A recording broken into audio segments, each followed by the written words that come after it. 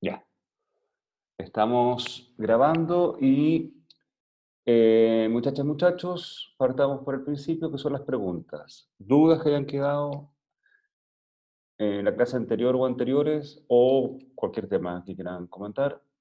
Encantado de atenderlos. Hola, Camila.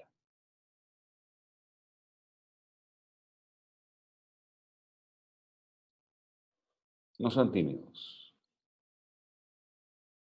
Las clases de ayer ya las subía, porque me habían pedido que las subiera rápidamente, porque hay problemas de audio para algunos, están subidas.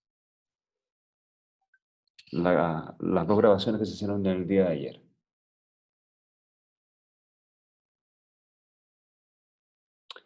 Ya, si no hay preguntas, voy a compartir pantalla con el PPT del día de hoy y partimos.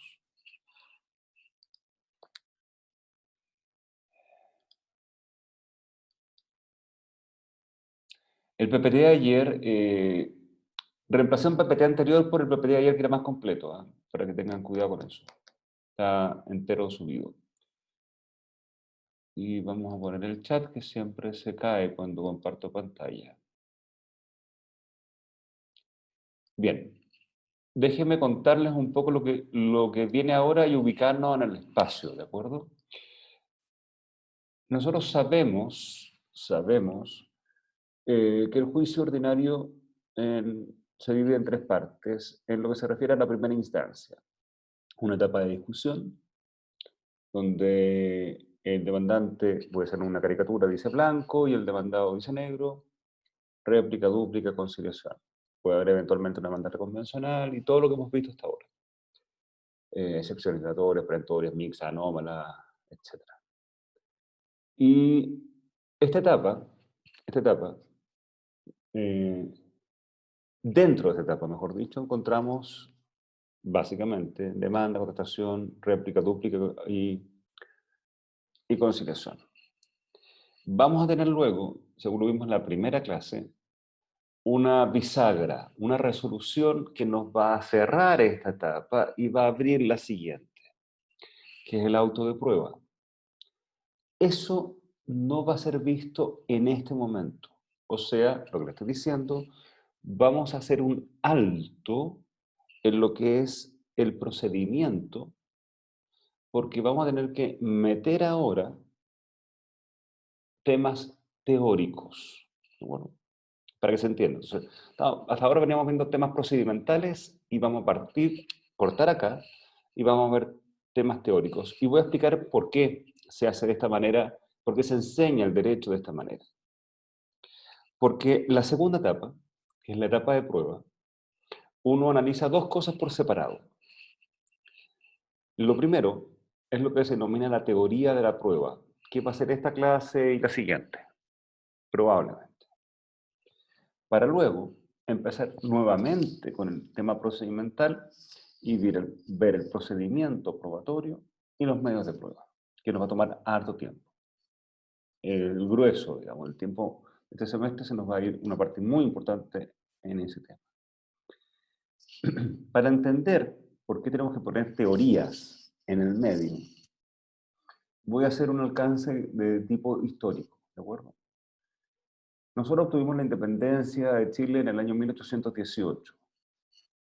Ahí fuimos realmente independientes. A partir de ese momento, ya antes de 1810, donde teníamos una especie de tiempo intermedio, transición a la independencia, aunque muchos creen que la independencia es 1810, no lo fue, 1818. Teníamos en el marco legal un problema serio, serio. Y el problema serio que teníamos es que nos seguíamos rigiendo por las leyes españolas. Si ustedes hubieran sido abogados en esa época, 1830, hubieran tenido que comprar en las librerías de la época o encargar a España los códigos de españolas. Sí, tal cual. La siete partidas, etcétera. Porque la legislación aplicable en Chile, siendo independientes, era la legislación española. Y empezó de a poco a surgir legislación nacional. Esa ese contexto es importante entender porque ahí fue cuando Diego Portales, gran influyente en la primera etapa de nuestra república, convence para que sea Andrés Bello, alguien que ni siquiera es abogado, dicte o proponga al Congreso un código civil eh, para que por fin nos podamos regir en materias tan importantes como civil y comercial. De hecho, originalmente incorporó incluso aguas en el primer anteproyecto por legislación nacional. ¿De acuerdo? Se presenta el proyecto al Congreso, el Congreso en ese tiempo dice, bueno, pero revisemos lo que viene acá, qué sé yo, se forman comisiones y finalmente se aprueba en 1855 el Código Civil para que rija a partir de 1856. Andrés Bello, que no era abogado, lo que hace es investigar y ver cuál es el código o qué normas podrían servirnos, cuáles son las que están en boga en ese momento, qué código civil la lleva. Y llega a la conclusión de que el que lleva la batuta en materia civil es el código francés, el código napoleónico, y lo que hace es copy-paste, traducción y arreglar algunas cosas. Si ustedes hubieran sido abogados en el año 1857, lo que se hubieran tenido que comprar probablemente son las explicaciones de Potier sobre el Código Civil francés para poder interpretar este Código Civil que ustedes no apenas manejan. En ese contexto, y aquí engarzo con derecho procesal, es interesante tener en consideración de que el Código Civil incorporó temas probatorios en el Código Civil. Trató los medios de prueba, les dio fuerza obligatoria, y no solamente explicó los medios de prueba, sino que los valoró. Obviamente no explicó cómo se tramitaban, no eran código de procedimiento, pero tiene mucho de procedimental el Código Civil en relación a la prueba. Normalmente, cuando uno estudiaba hace 20 años atrás Derecho, la teoría de la prueba la pasaba tanto el profesor de Derecho Civil, porque era parte del Código Civil, el entender qué era la prueba, como lo pasaba el profesor de Derecho Procesal. Actualmente, los profesores de civil dejaron, en su gran mayoría, de pasar teoría de la prueba, y la teoría de la prueba es pasada exclusivamente en la mayoría de las universidades hoy por los profesores de procesal.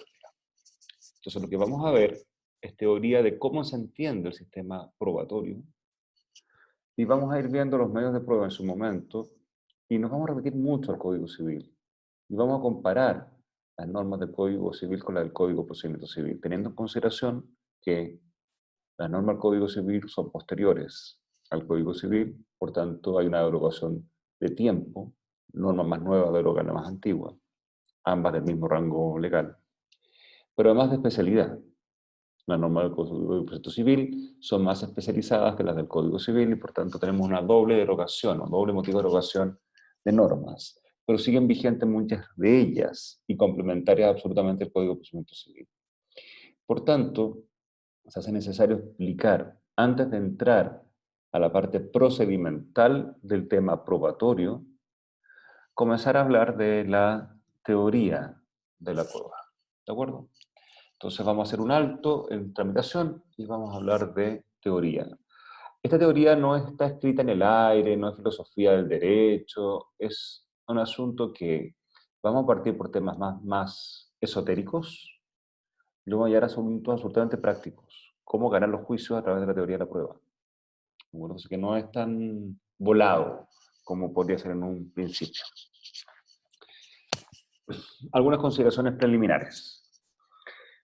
La teoría de la prueba parte del mismo punto que partimos Derecho Procesal 1, la idea de un conflicto.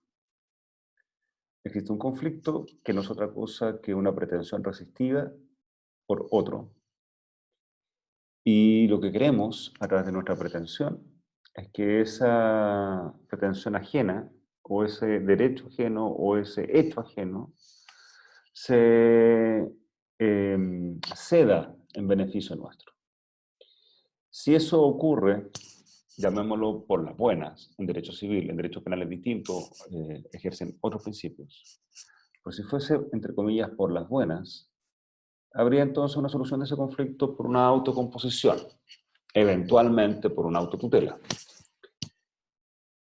Pero si no logramos solucionar un conflicto, y en particular un conflicto de relevancia jurídica, entonces vamos a tener que ingresar a un proceso como solución de conflictos. Y en este proceso vamos a tener que demostrar las pretensiones que hemos afirmado en nuestra demanda o las excepciones que hemos interpuesto en nuestra defensa y la contestación de la demanda. Probar. Vamos a tener que salirnos un poco del concepto que tenemos todos intrínseco, el concepto lógico, el concepto prístino de qué es probar. Probar sería, si quisieran de un punto de vista científico, demostrar una verdad. Entonces yo logro probar la teoría de la gravedad con tal experimento, etc. Por tanto, lo que yo tengo que decir a través de la prueba, desde un punto de vista del lenguaje que un ser común y corriente entiende, y por eso es que se malinterpreta, y está bien que lo haga, cuando alguien que pues, si está probado, si está el video, cómo entró a robar, etc. Porque lo que está tratando de mostrar es una verdad física, científica o lógica, no es lo que es la verdad desde un punto de vista jurídico. Y esto ya no es lo que la gente normalmente entiende, la gente de a pie de calle entiende. Lo importante para que la prueba surta efectos jurídicamente hablando es que debe producir certidumbre en el juez.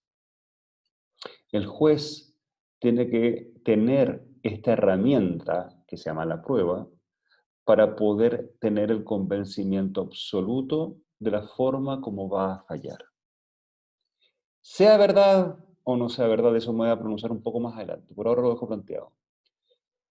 Por tanto, tengo que producir certidumbre en el juez, pero no de cualquier forma. A través de los medios de prueba que se establecen en la ley, de la forma como esta prueba debe producirse, del momento en que debe producirse, del valor que le voy a asignar a medios de prueba distintos. No todos los medios de pruebas valen igual, unos son más poderosos, más fuertes que otros, etc. En términos tales de que yo puedo tener la razón, pero si no lo logro probar, o sea, si no logro producir la certidumbre en el juez, teniendo la razón voy a perder el juicio. Y eso es muy difícil de entender para una persona que no se dedica al derecho. Es muy difícil de entender que un ladrón que se ve en las cámaras que está robando quede libre o tenga una pena muy baja o que en un conflicto laboral el empleador tenga que pagar mucho o no tenga que pagar nada o se alce una multa millonaria porque les cuesta mucho entender a las personas que no están vinculadas al tema legal que la prueba tiene que producir certidumbre en el juez. Y muchas veces el juez, como veremos, no es libre de apreciar la prueba. Nosotros estamos mudándonos, cambiándonos la piel hacia un sistema de creer en los jueces para que ellos puedan tener una mayor libertad. Pero todavía tenemos normas que dos testigos valen más que uno. Llegaremos todos a esos puntos en su momento. Pero para dejarles planteado el tema de que la prueba de un punto de vista jurídico es muy distinto a la prueba de un punto de vista lógico, científico. ¿De acuerdo? En cuanto a los momentos jurisdiccionales, es importante entender el tema probatorio desde el siguiente punto de vista. Es malo el concepto constitucional de jurisdicción, pero se acordarán que nuestra Constitución establece que está radicado en los tribunales de justicia las facultades de conocer, juzgar y hacer ejecutar lo juzgado. que son los momentos jurisdiccionales. El conocimiento, desde un punto de vista del derecho civil, se divide en dos: etapa de discusión y etapa de prueba. Por tanto, la teoría de la prueba que estamos analizando ahora es parte de la etapa de conocimiento, de formarse la discusión sobre qué es lo que se va a tener que aplicar en definitiva en la sentencia, el derecho a esos hechos que lograron quedar determinados. En una primera etapa, que fue la etapa de discusión, se plantearon las pretensiones y contrapretensiones y defensas.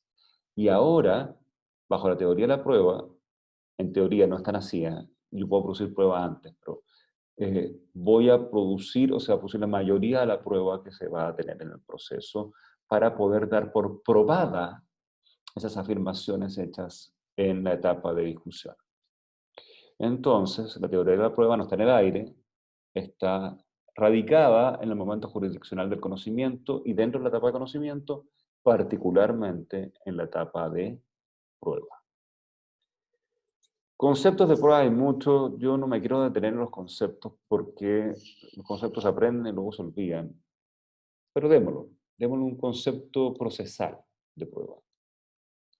Es el establecimiento por los medios legales, no por cualquier forma, por los medios legales, de la existencia o inexistencia de un hecho, ya sea que este hecho haya sido afirmado o negado. Y aquí quiero detenerme en 3 puntos. 3.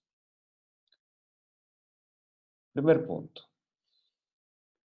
En materia procesal civil, no hay libertad probatoria. No existe. La reforma procesal civil que viene la trae, pero lo que tenemos hoy, y tendremos por un buen tiempo más todavía, son que los medios de prueba con que yo puedo probar algo están establecidos en la ley. Y son 6 los medios de prueba, y los estudiaremos los 6. Si no están dentro de los 6 medios de prueba que establece la ley, eso no tendrá valor probatorio. ¿Sí? La grabación de una voz, hoy en materia civil, no tiene valor probatorio. Lo tiene en materia penal, laboral, familia, pero no civil. Todavía estamos regidos por medios legales o medios de prueba establecidos en la ley. Eso es lo primero. Lo segundo, o segundo comentario, que es lo que y es muy importante, y sobre esto vamos a machacar harto en la clase de hoy. La prueba siempre, siempre va a recaer en hechos. El derecho no se prueba.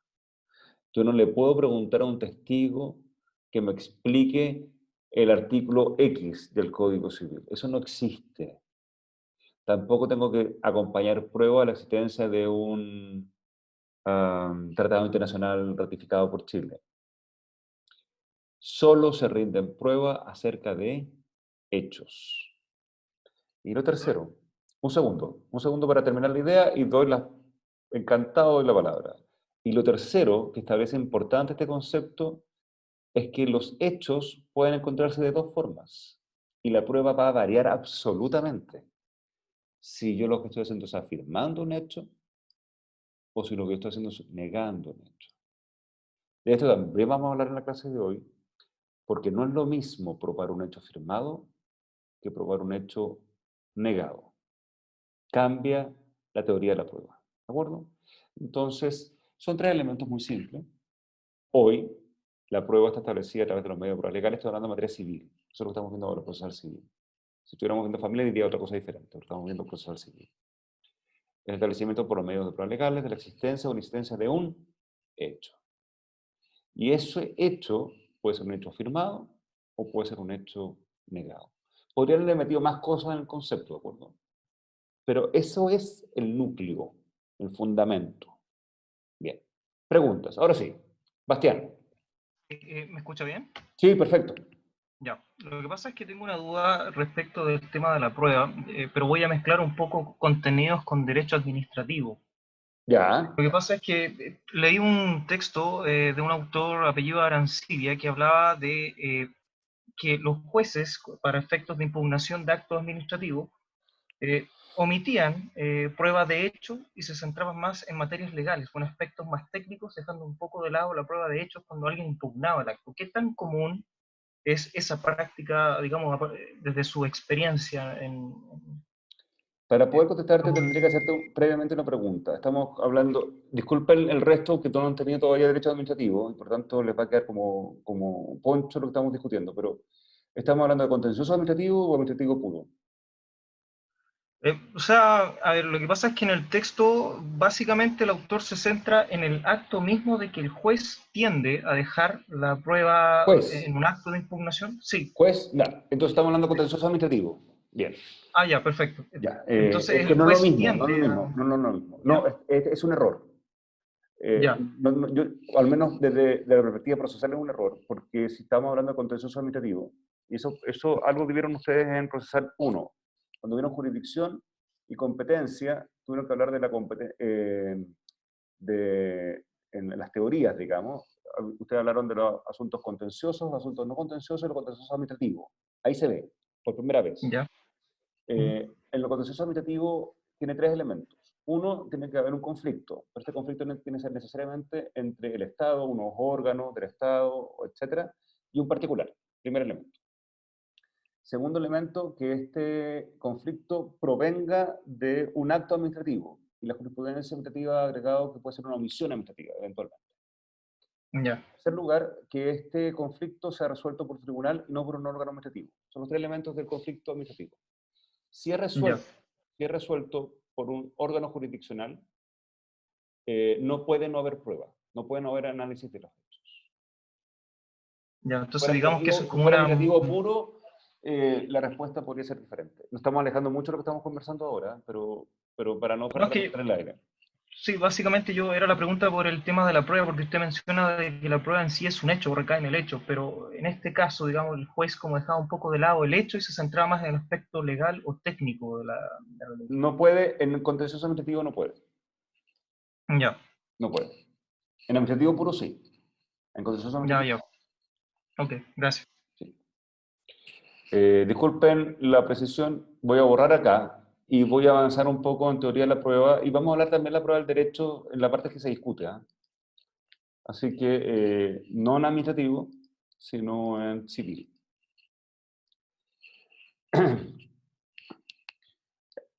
Habíamos explicado en la primera lámina, o la lámina anterior, que el concepto de prueba que tiene el común de los mortales es distinto del que deberíamos manejar nosotros como concepto de prueba, ¿de acuerdo? Porque la prueba nosotros tenemos que manejarla como el concepto de formar convicción en un tercero, juez, y no de cualquier manera, sino a través de los medios de prueba legales, de la forma que se rinde, etc. Y eso explica porque uno, teniendo toda la razón, puede perder un juicio por falta de prueba.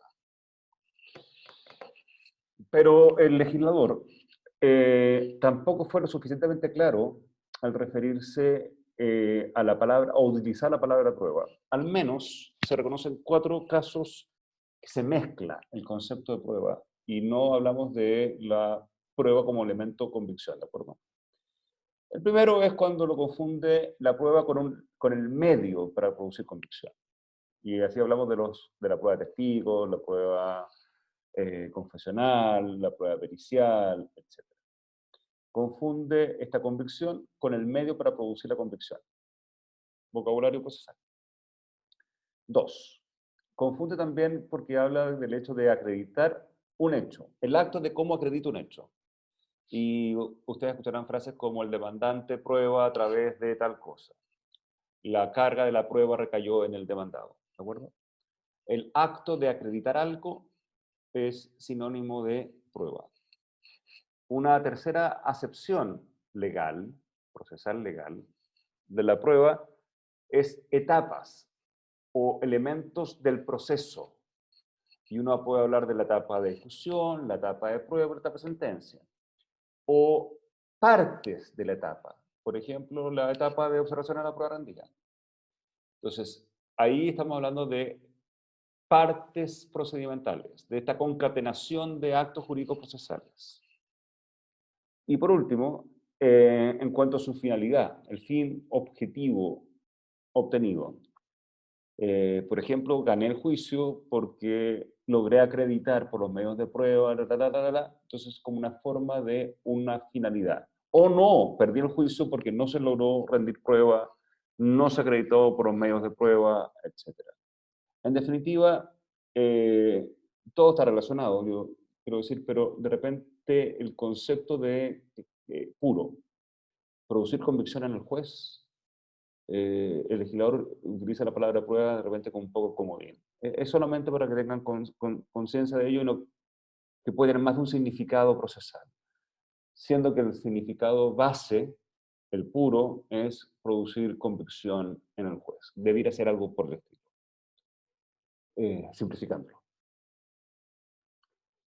¿Cuál es el objeto de la prueba? El objeto de la prueba, como ya afirmamos en el concepto, es uno solo: los hechos. Sobre él se refiere. La prueba solo recae sobre hechos. ¿De acuerdo? No debo probar el derecho se presume conocido por todos, en particular por el juez. Tema que podríamos discutir además, pero el juez es el conocedor del hecho y además es el interpretador, perdón, del derecho, y es el interpretador del derecho. Lo que no sabe el juez son los hechos. Yo tengo que, a través de los medios de prueba legal, demostrar mis pretensiones o contrapretensiones a través de los medios de prueba para convencer esta convicción sobre los hechos. De manera tal que una vez que el juez logre determinar a través de estos medios los hechos probados, recién en ese momento va a poder aplicar el derecho. Sin perjuicio de que estamos todos de acuerdo de lo que se prueban son los hechos, no, esto no es un tema discutible o discutido. Sí ha habido casos en que se ha planteado que podría eventualmente la prueba recaer sobre el derecho. Y los casos son los siguientes. Uno, el derecho extranjero. Caso. Se presenta en un juicio un abogado con un mandato judicial o un mandato de administración y judicial otorgado en España. Aparentemente este mandato está otorgado, es muy bonito, con ribetes. A mí me tocó ver un mandato judicial otorgado en Canadá que viene con timbres de la Commonwealth. Ya. Pero a mí no me consta que esa sea una escritura pública. Y si no es escritura pública, ese mandato no va a surgir efectos. Entonces, ¿cómo podemos probar si es o no es este mandato otorgado una escritura pública, por ejemplo? Para el ejemplo que estamos. La respuesta es, bueno, habría que probar el derecho extranjero, porque habría que ver en España si los españoles entiendan que esa es o no es una escritura pública. Y por tanto, la prueba necesariamente va a recaer sobre el derecho. Esa es la primera acepción. La jurisprudencia ya uniforme ha dicho, no. Yo necesito prueba, evidentemente, para establecer si eso no es una escritura pública.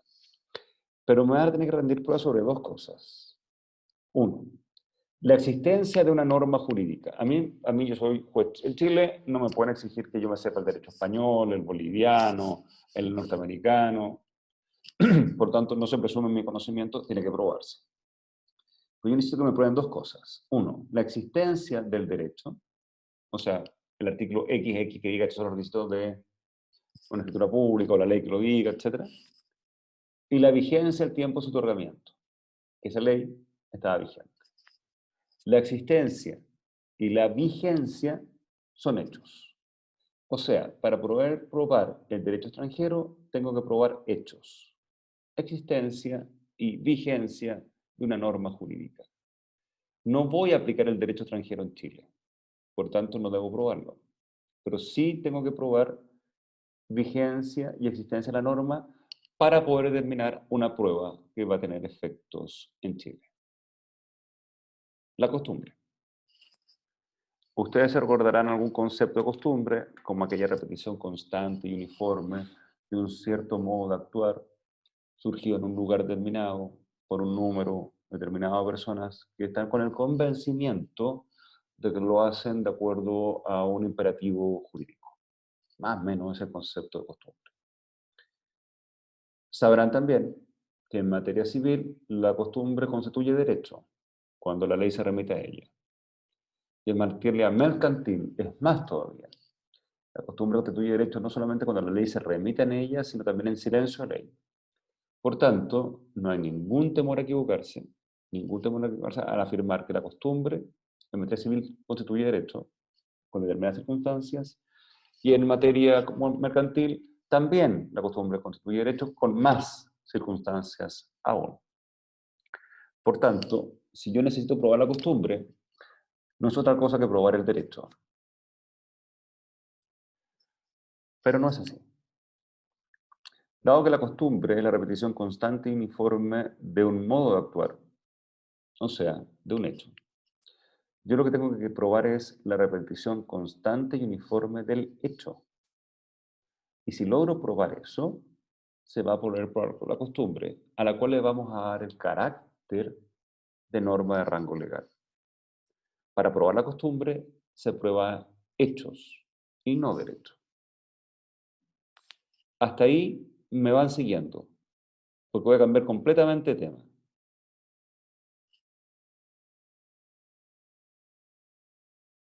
Perfecto. El informe de derecho es una cosa diferente. El informe de derecho está tratado en el Código de Procedimiento Civil a propósito del recurso de apelación, pero también es aplicable al recurso de casación, cosa que veremos en procesar 4 o 5. ¿No? Falta todavía. 5. Falta. Pero, a propósito del recurso de apelación y de la última etapa de la apelación, que ya es cuando el tribunal de segunda instancia está en condiciones de poder fallar, el tribunal, como medida para mejor resolver, a petición de parte, puede pedir lo que se denomina un informe en derecho. El informe en derecho es que yo voy a encargar a un especialista en el derecho, en alguna rama específica del derecho, que analice una norma de rango legal o constitucional, si fuese el caso, y la traduzca al castellano simple. Tenemos que fallar un caso de un conflicto entre una distribuidora eléctrica y una generadora eléctrica, y para eso vamos a aplicar una ley específica que regula este tema. Y si bien los jueces se supone que son conocedores del derecho, agarran esta norma, la leen y no entienden nada. Más encima tiene fórmulas matemáticas con lo que ya cagaron. Ya con esa cuestión ya no. Y no son capaces. ¿Qué ocurre cuando un juez no es capaz de entender la norma jurídica que tiene que aplicar? Bueno, una de las posibilidades que da el derecho es el informe en derecho, que va a consistir, un segundo porque la embarré, ahí está, que va a consistir en la posibilidad de encargarle a un especialista en una rama en derecho, en este caso en derecho eléctrico, que explique la norma. Claramente, uno podría decir, bueno, aquí sí hay prueba rendida sobre el derecho. La respuesta es no, porque para poder explicarla me tengo que ir un poco más atrás al concepto. Es el establecimiento por medio de prueba legal de la existencia o inexistencia de un hecho afirmado o negado. Por tanto, la prueba va a recaer sobre lo que se afirma o se niega en el proceso. Dicho con otras palabras, la prueba va a recaer en las pretensiones y en las contrapretensiones. Va a recaer sobre lo que yo digo que ocurrió o no ocurrió, sobre lo que pasó o no pasó. El informe en derecho no se pronuncia sobre el caso. No es sobre este caso. Es sobre una norma. De hecho, puede que esa norma determine que cuando uno la lea, ese no es el derecho aplicable para el caso, porque son absolutamente independientes. Es un análisis de la norma para que pueda ser entendida, valorada, interpretada y utilizada eventualmente por los tribunales, con independencia del conflicto. En términos tales de que ese informe me puede servir como puede que no me sirva de nada. Una vez evacuado el informe, ese informe va a tener que ser bajado a ver si se aplica o no al caso. Y para esos efectos, ya que es un informe teórico de la norma, el relator de la causa va a tener que explicar y va a tener que mojarse el potito y va a tener que explicar si es aplicable o no al caso, si nos sirve o no, etcétera, etcétera. Por tanto, este informe en derecho, si bien es un análisis del derecho, no es un análisis del derecho en relación a la causa. Por tanto, no puede ser prueba, porque la prueba recae siempre en relación al conflicto, a la causa, a las pretensiones resistidas. Y este informe no tiene nada que ver con el conflicto. Tiene que ver con la interpretación pura del derecho. Por eso jamás se puede considerar un informe en derecho como prueba, porque no recae ni siquiera en la causa. ¿Se entendió? ¿Soledad? ¿Tienes alguna ¿Profesor? pregunta, Soledad? Sí, dime. No, profesor, nada. Ah, que prendiste el micrófono, por eso es que te lo voy a apagar. Disculpe, sí, se me salió solo. No hay problema. ¿Se entendió? ¿Alguien tiene alguna pregunta? Van a tener los audios para que lo escuchen y lo puedan repasar, pero son los 3 casos en que se ha discutido si lo que se aprueba el derecho no. Si la prueba recae sobre el derecho extranjero, si hay prueba de derecho, la respuesta es no, porque lo que se prueba es existencia y vigencia. La costumbre tampoco, porque por mucho que constituya derecho, lo que se prueba es la repetición constante y uniforme de un modo de actuar, se prueban hechos. El informe en derecho, si bien recae sobre el derecho, no se aplica al conflicto, se aplica a la explicación de la norma, independiente del conflicto. Por tanto, no está recayendo sobre la causa. Bien, si no hay preguntas, seguimos. Hechos que se prueban. Esto lo tienen que haber escuchado muchas veces, pero lo repiten y no tienen ni idea lo que significa. La prueba recae sobre hechos sustanciales, pertinentes y controvertidos. ¿Alguien tiene idea de lo que es un hecho sustancial o un hecho pertinente? El controvertido es más fácil, pero ¿qué es un hecho sustancial y qué es un hecho pertinente?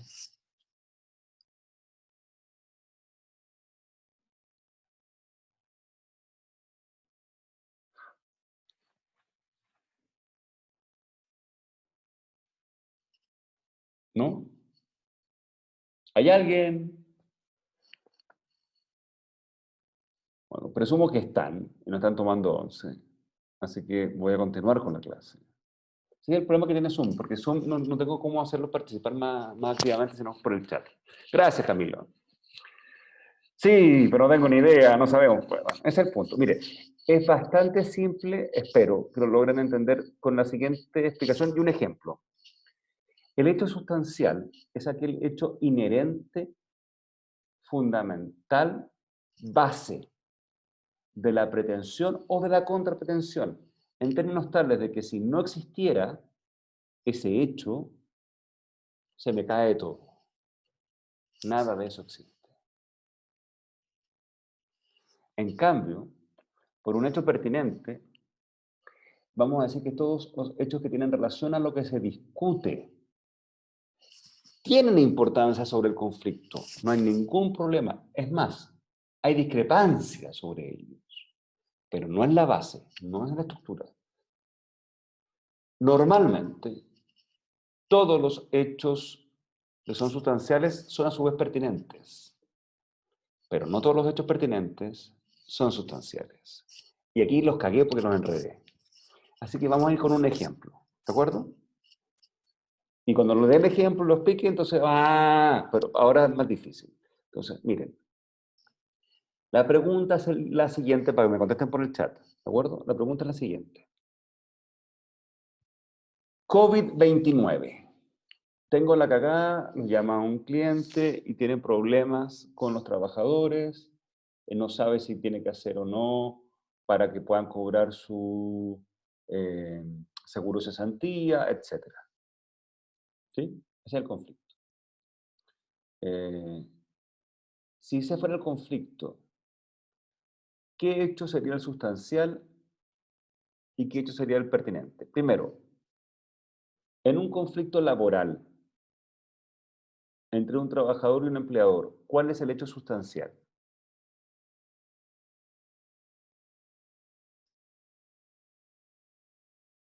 El pago de remuneración. No.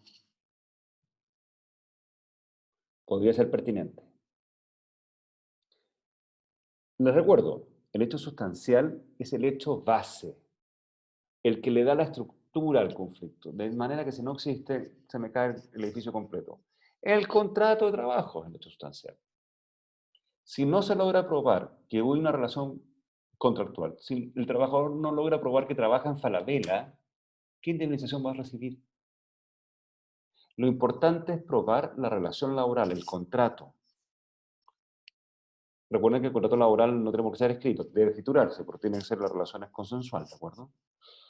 Claro, lo pertinente, el contrato es sustancial y es pertinente, es parte del conflicto. Pero puede que si ambas partes reconocen el contrato, no sea controvertido. Un hecho pertinente es el COVID-29.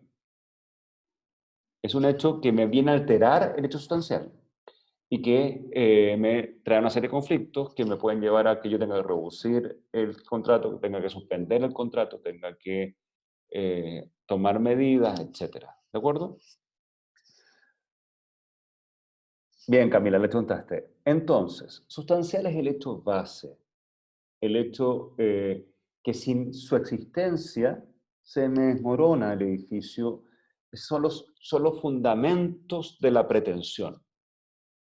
Los hechos pertinentes son hechos que son muy importantes, pero constituyen el conflicto, el incumplimiento del contrato, el no pago del sueldo, pero en relación al hecho base, ¿de acuerdo? No es el hecho base, es en relación al hecho base.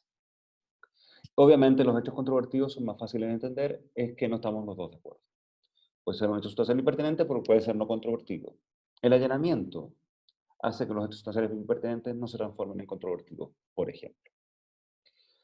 ¿Qué debo probar? Entonces, hechos sustanciales, hechos pertinentes, pero además deben estar controvertidos.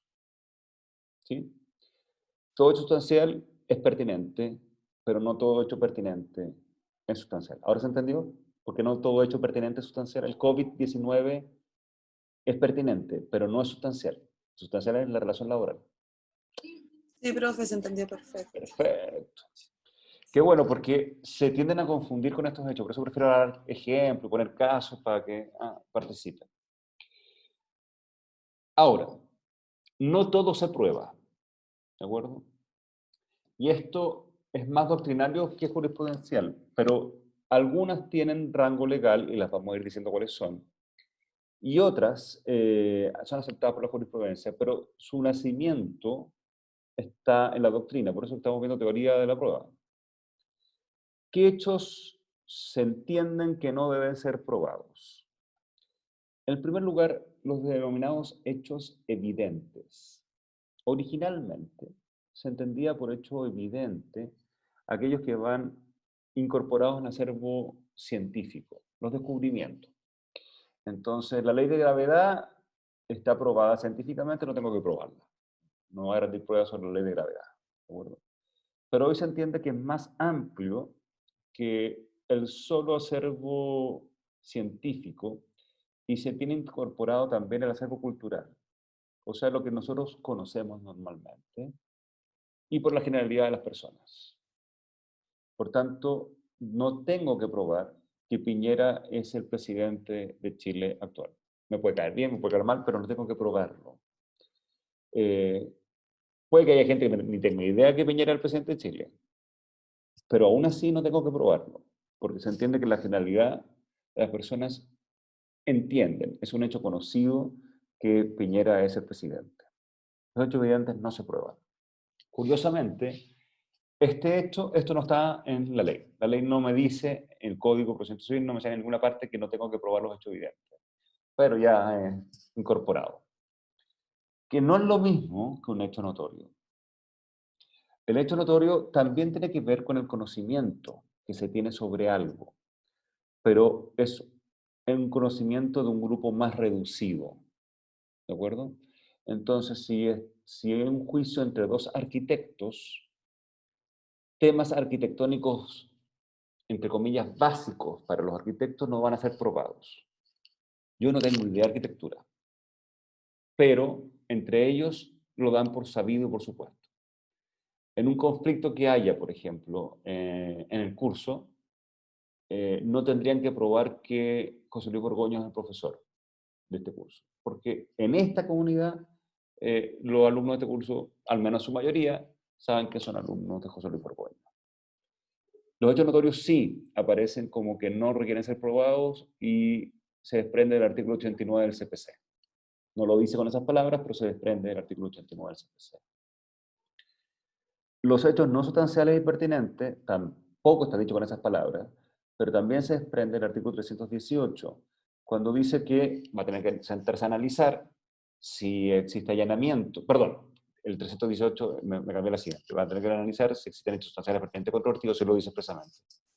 En términos tales de que si no existen, no puede recibir la causa prueba y tendrá que ser la parte de sentencia, y si existen, recibirá las pruebas. Y en el auto de prueba va a fijar cuáles son esos hechos, los puntos de prueba, hechos sustanciales pertinentes y controvertidos. Eso sí tiene reconocimiento en el artículo 318. Me preguntan, ¿puede repetir los hechos controvertidos? Sí. Es muy simple los hechos controvertidos. Los hechos controvertidos son todos aquellos hechos que no han sido aceptados. ¿Y por qué no puedo estar de acuerdo con lo que dices a continuación? O sea, cuando no están de acuerdo las partes, no. Porque ¿qué pasaría con el demandado rebelde, que no contesta la demanda? ¿Está de acuerdo o está en desacuerdo? No lo sé, pues está rebelde. Sin embargo, todo lo que su silencio transforma en controvertido. Por tanto, lo controvertido es todo lo no aceptado. Y ahí sí. ¿Ahora quedó más claro? Excelente. Entonces tenemos los hechos evidentes, los hechos notorios. Notorio y evidente no es lo mismo. Y los sustanciales ni pertinentes. Tampoco voy a tener que probar los hechos consentidos. Este sí es allanamiento. Consentido, y podríamos agregarle los que no son controvertidos expresamente por la contraparte. Esto ya lo hemos hablado en el artículo 313, que si existe prueba confesional, un segundo, voy a apagar un micrófono. Ya. Si no existe prueba confesional, allanamiento en utilización de la demanda, o no se controvierte sustancialmente lo firmado en la demanda, entonces, artículo 313, llegamos hasta la réplica y de ahí nos saltamos directamente hasta la situación de sentencia. Por tanto, los hechos consentidos no se prueban. Hechos presumidos. Y aquí sí que me tengo que detener. Voy a dar una explicación corta, porque la explicación larga la voy a dar cuando veamos el medio de prueba presunciones. En este semestre, en unas buenas cantidades de semanas más, pero lo vamos a ver en ese momento. Ahora viene la explicación corta. Cuando hablo de hechos presumidos, estoy hablando desde un punto de vista del derecho procesal, no del vocabulario común que ocupa la gente en la calle. Ah, yo presumo que este es un tal por cual. No es eso. El hecho presumido es aquel hecho que, o la presunción mejor dicho, es aquel medio de prueba que consiste en tres elementos. Tres. Un hecho conocido, un hecho desconocido y una labor lógica. Voy a tomar un lapicito. Entonces, tengo un punto de partida. Ese punto de partida se llama hecho conocido. Y ese hecho conocido debe ser probado. Se rinde prueba para demostrar ese hecho conocido. Voy a poner un caso muy trágico, pero que les va a ayudar a entender.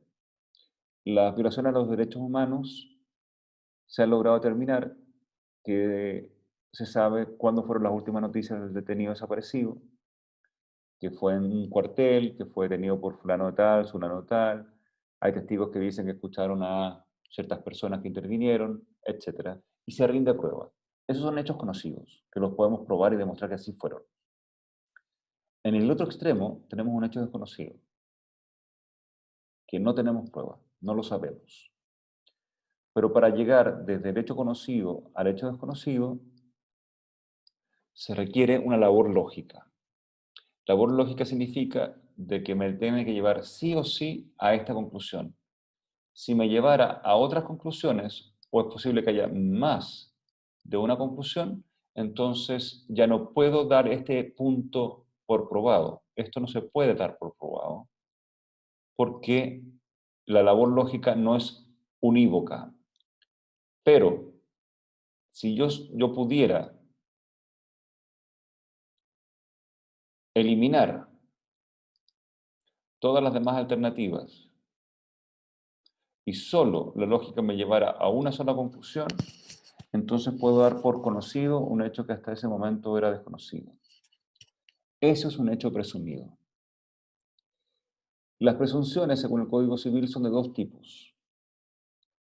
Presunciones de hecho y presunciones de derecho. ¿Han escuchado hablar de eso, me imagino? Por favor, díganme sí o si no, pues si no tengo que explicar con un poco más de detalle. Gracias. Bien.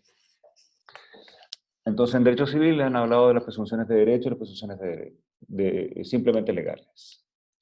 El concepto que seguramente su profesor de civil les dio fue que la presunción de derecho es aquella que, partiendo de un hecho conocido, se aplica una labor lógica y se llega a un hecho desconocido y no admite prueba en contrario. En cambio, la presunción simplemente legal se parte de un hecho conocido, se realiza una labor lógica, pero se llega a una conclusión que sí admite prueba en contrario. Por el chat, es más o menos eso lo que les dijo el profesor de civil, ¿no?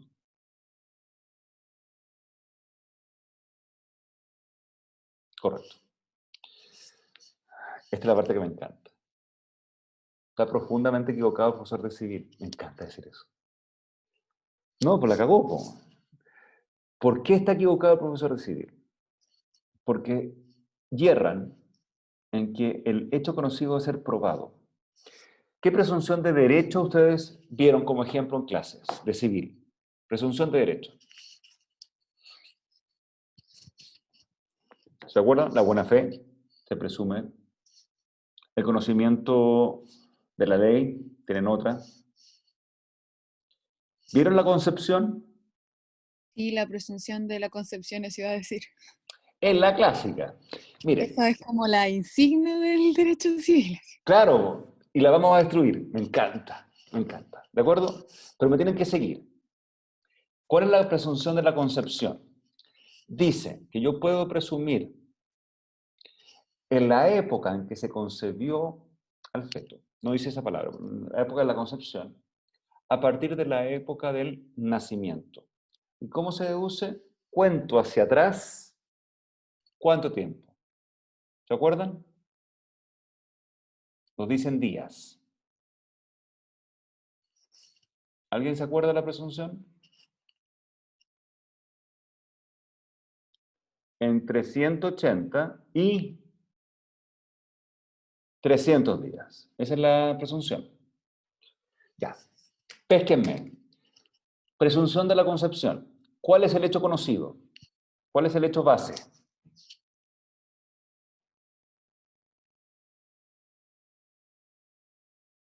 El nacimiento, correcto. Entonces, tengo acá el nacimiento, realizo la labor lógica y digo, entre 180 y 300 días, en algún momento de por ahí, se me produjo la concepción. ¿Correcto? Eso es. Uy. No, bueno, no sé cómo dibujar ya.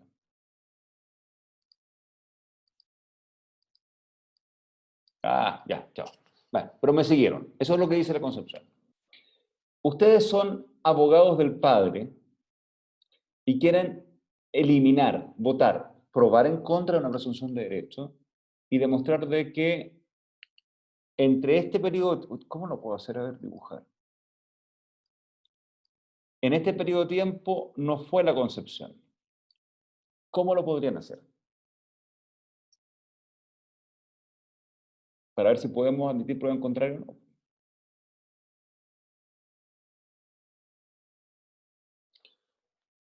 Les comento que esta norma es bastante rara, porque 180 días podríamos decir que son 6 meses, y 300 días son 10 meses.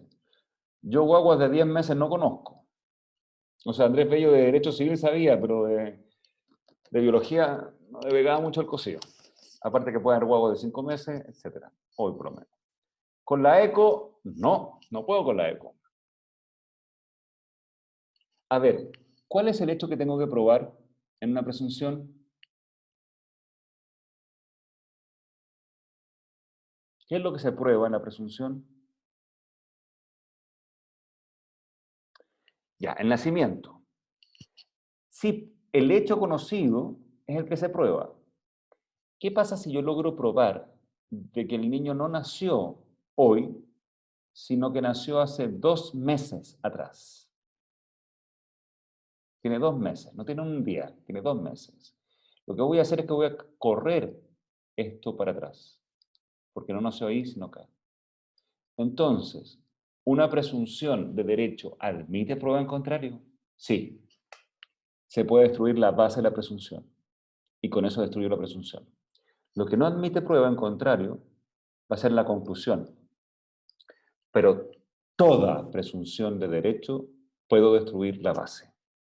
Es más, ustedes saben, bueno, el expresidente de Bolivia, Evo Morales, le quisieron implantar un hijo. Resultó que el hijo ni siquiera existía. Claro, si no logran demostrar el nacimiento, cae la paternidad.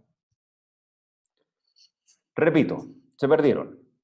Voy a borrar los dibujos y lo voy a dibujar todo de nuevo, ¿ok? Toda presunción tiene 3 elementos. Un hecho conocido que debe probarse. Un hecho desconocido que no lo sé. No sé cuándo fue concebida la guagua, no lo sé. Y una labor lógica que me lleva del punto A al punto B. En civil ustedes estudiaron que existen las presunciones de derecho y su profesor de civil le dijo que frente a una presunción de derecho no se admite prueba en contrario. Por tanto, esta presunción de la concepción queda firme. Yo lo que estoy diciendo es que los profesores de civil cometen, no todos. Orrego, por ejemplo, hace la observación, pero la mayoría, que yo sepa, caen en esto, en decir de que olvidarse que la base de la presunción requiere ser probada. Por tanto, si no se logra demostrar cuándo ocurrió el nacimiento, cae la presunción. ¿Ustedes pueden atacar una presunción de derecho? Sí. Se ataca la base y con eso cae la presunción. Por lo tanto, ¿yo puedo presentar prueba en contra de una presunción de derecho? Sí. Lo que no puedo es que, demostrado la base, no se admite prueba en contra de la conclusión. Esa es una presunción de derecho. Pero siempre podría atacar la base de la presunción. Esto es la diferencia entre una presunción de derecho y una simplemente legal. Porque la simplemente legal puedo atacar tanto la base como la conclusión. Ambas las puedo atacar. Ejemplo de una presunción simplemente legal, el contrato de trabajo. El contrato de trabajo es consensual, pero es obligación del empleador escriturarlo. Y si el empleador no lo escritura, las menciones del contrato se tomarán como verdaderas las que señala el trabajador. Pero podrá el empleador demostrar que no es cierto. O sea, puede atacar la conclusión y puede atacar la base. ¿Quedó más claro ahora? Bien. Esto es interesante. Bueno, van a tener que escuchar los audios para escuchar la repetición. Pero es que me encanta decir que los profesores de civil están equivocados. Les gusta apoyar a los profesores de civil con lo de procesar, entonces esta es la venganza, digamos. Alguna vez nos toque. Pero además existe un tercer tipo de presunción, ¿de acuerdo? Un tercer tipo de presunción. Tenemos presunción de derecho, simplemente legal, pero tenemos además la presunción judicial. La presunción judicial consiste en que el juez crea la base. Es una creación del juez. Por ejemplo, puede que una prueba que se rinda no esté completa y no le pueda dar el valor porque le faltan elementos a ese medio de prueba. como si fuese un testigo que fue tachado o un testigo menor de edad. No le puede dar el mismo valor que un testigo no tachado o que tenga plena capacidad. Pero puede usarlo como base de una presunción. Y a través de una labor lógica, que esta vez no la hace la ley, sino que la hace el juez, llegar hasta un hecho desconocido. Ese medio de prueba, presunción, que lo realiza todo el juez, se llama presunción judicial. Por tanto, hay tres medios de prueba de presunciones. Presunciones de derecho, simplemente legales y judiciales. Por ahora, hasta ahí. Ya vamos a entrar en todos los detalles. Me encanta el tema de las presunciones porque uno puede ganar juicios con presunciones. A propósito de derechos humanos, la primera condena de derechos humanos que tuvimos en Chile fue al Mamo Contreras y fue exclusivamente por presunciones. Y fue condenado. O sea, uno puede ganar un juicio civil por presunciones, se puede, solo por presunciones. Que no lo miren a huevo, ¿eh? Es un medio de prueba importante. Pero volviendo a los hechos que no se prueban, si se hay una presunción, no necesito probarlo porque la presunción es el medio de prueba. Bien. Otra explicación. Los hechos negativos. La negación.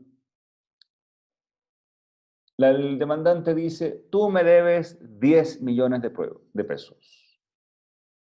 Y yo contesto la demanda, digo, no debo nada. Negué. Pregunta por el chat, para todos. ¿Cómo probarían ustedes un hecho negativo? ¿Cómo se les ocurre que podría probarse una negación?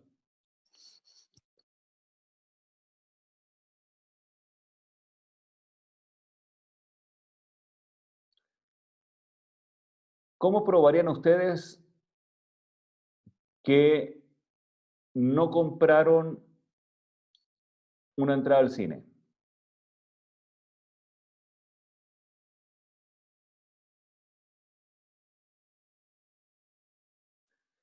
La simple negación, como varios han dicho, no es posible probar. Hay imposibilidad de prueba de una negación. Yo puedo probar lo que existe, pero no puedo probar lo que no existe. Pero podría haber un caso excepcional. Si la negación puedo transformarla en la afirmación de un hecho contrario, entonces estoy obligado a probar el hecho contrario. Explico. Me preguntan, diga usted cómo no estuvo ayer en Rancagua, o que estuvo ayer en Rancagua. Mi respuesta es, no estuve. Pero podría probar que no estuve en Rancagua porque puedo probar que estuve en Santiago y encerrado en mi casa, en cuarentena obligatoria, y puedo acompañar testigos. Puedo incluso citar a mis alumnos que me vieron ayer ustedes mismos, que me vieron haciendo las clases desde mi hogar, supuestamente, pero han visto el mismo cuadro siempre, o mis vecinos, etc. Por tanto, si yo puedo negar, pero esa negación la puedo transformar en la afirmación de un hecho que haga imposible lo afirmado por mi contraparte, entonces estoy obligado a probar. La afirmación de un hecho que contradice lo afirmado me obliga a probar. Entonces, si me dicen, diga usted cómo es efectivo que estuvo en Rancagua, y digo, no estuve en Rancagua, negación, estuve en Santiago. Y estoy obligado a probar que estuve en Santiago. Diga cómo es efectivo que usted no incumplió, usted incumplió el contrato, y usted dice, no, yo lo cumplí, y puedo entregar los argumentos y probar que sí está cumplido porque en tiempo y en forma hice 1, 2, 3, 4. Por tanto, si bien en un principio la negación no permite prueba porque los hechos negativos no son posibles de probar, si ustedes pueden transformar o ustedes necesitan transformar el hecho negativo en un hecho positivo que contradice el hecho contrario afirmado, sí están obligados a probar el hecho que lo contradice. Por tanto, si el hecho negativo no se puede transformar en la afirmación de un hecho contradictorio, que lo contrario, tienen que probar. Si no es posible transformarlo, porque No estuve, pero ayer estaba enfermo, estuve todo el día en cama y no tengo ningún testigo que lo pruebe, etcétera, etcétera. Bueno, es una simple negación que no se puede afirmar en el caso contrario. Toda la carga de la prueba va a tener que recaer sobre la parte que dice que sí estuvo en Rancagua. ¿De acuerdo? Bien. Como una carta, sí. Como cuando yo demando por precario, pero no puedo probar que ellos no tienen un título, pero puedo probar que yo sí tengo un título que me hace poseedora. Sí y no, Jesse. Sí y no.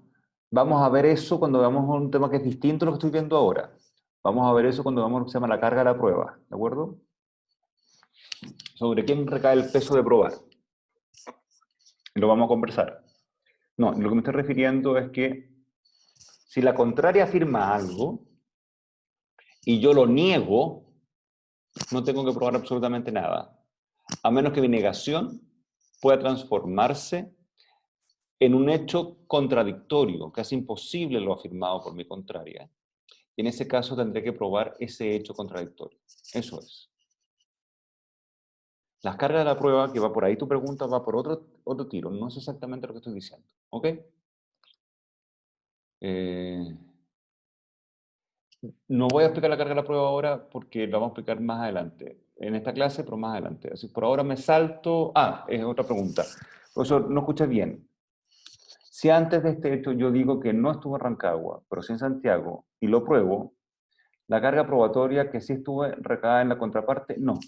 Dejemos las cargas de la prueba por ahora fuera, Javier. La voy a explicar en esta misma clase, pero no en este momento, para no confundirlo. Lo que estoy afirmando es que si tú niegas algo, quien lo afirmó va a tener que probarlo. Pero si tu negación puede transformarla en un hecho contrario, como probar que sí estuviste en Santiago, sí vas a tener que probar que estuviste en Santiago. No basta con que lo digas. Pero la simple negación transforma en imposibilidad de prueba porque los hechos inexistentes no tienen cómo ser probados. Solo puedo probar los hechos existentes. Por ahora hasta ahí. Hasta ahí. Ya hablaré de la carga de la prueba. Bien. Por último, hay que tener claro que excepcionalmente, esto no es la regla general, esto es la excepción. El legislador puede limitar la prueba. O sea, no tengo libertad probatoria. No puedo probar como yo quisiera probar. Y esto tiene una doble concepción. Perdón. Primero, estableciendo maneras cómo debo probar. ¿A ustedes se les ocurre algún caso que ya hayan visto en civil? Y me voy a sumar en civil, en que la ley les dice a ustedes se puede hacer esto solamente de esta manera. Yo sé el ejemplo, quiero hacerlos pensar un poco para que participen en sus casas. ¿Cómo se hace la compraventa de un bien raíz? ¿Cuál es la única forma que se acepta? Claro. ¿Cómo debo hacerla? Por escritura pública. Muy bien. Y en ese caso, ¿yo podría probar en un juicio una compraventa de un bien raíz por testigos? ¿Ustedes qué creen?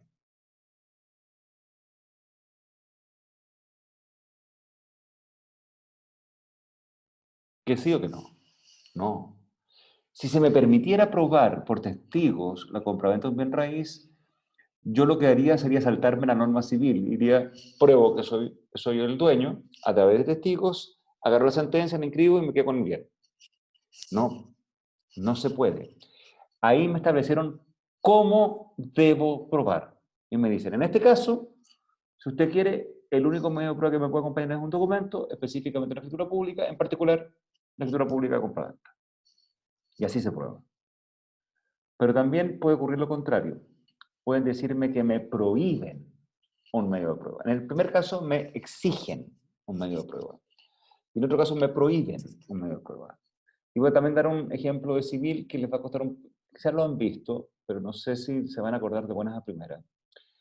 Pero si yo contraigo una obligación o promesa que recae sobre la entrega de un bien, y este tiene sobre 2 UTMs, la entrega o promesa de entrega de un bien sobre 2 UTMs. ¿Cómo debo hacerlo? Por escrito. ¿De acuerdo? La obligación en ese caso tiene que constar por escrito. La que tiene una entrega o promesa de entrega de un bien. En ese caso me están prohibiendo, no me están diciendo cómo lo pruebe, pero me están diciendo, como debe hacerse por escrito, usted no tiene prohibición de probarlo por testigos. O sea, en unos casos me pueden exigir un medio de prueba y en otros casos me pueden restringir un medio de prueba. Me están diciendo por testigos no lo pruebe, porque tiene que probarlo por escrito. ¿De acuerdo?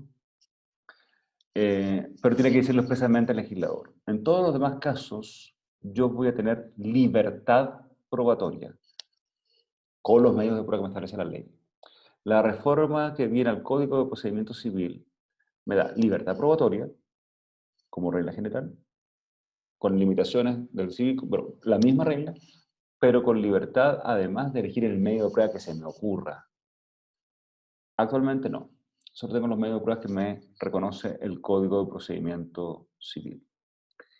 Bien, vamos a hacer un recreo de 15 minutos y vamos a ver un tema que es muy interesante, muy entretenido, teórico, pero muy entretenido, porque tiene aplicación práctica. Y del que ya empezaron a conversar ustedes, que es la carga de la prueba.